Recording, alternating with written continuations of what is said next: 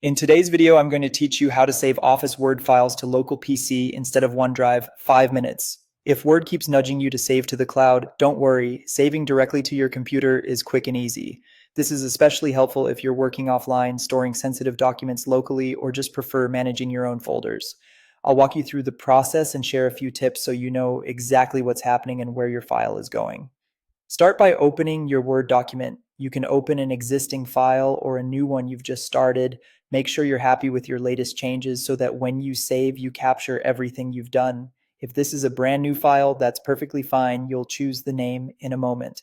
Next, head to the File menu in the top left corner and select Save As.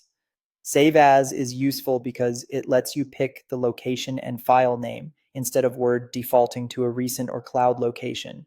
If you're used to the standard Save button, think of Save As the way to take control of where your document lives. When the Save dialog appears, look for the option labeled This PC. In some versions, you might see This Computer or Browse. This tells Word you want to save on your computer's local drives rather than to OneDrive.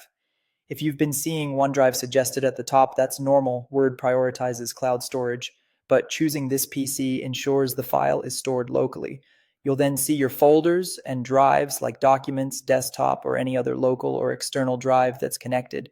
Choose the folder where you want the file to live. Pick a location that you'll remember, such as documents or a dedicated project folder. In the file name box, type a clear, descriptive name so you can find it easily later. For most people, the default Word document format, .docx, is the best choice. If you need a different format, like PDF or an older Word type, you can select that in the Save As Type dropdown. Finally, click Save. You should see the document title bar update to show the file name and the exact folder path you chose.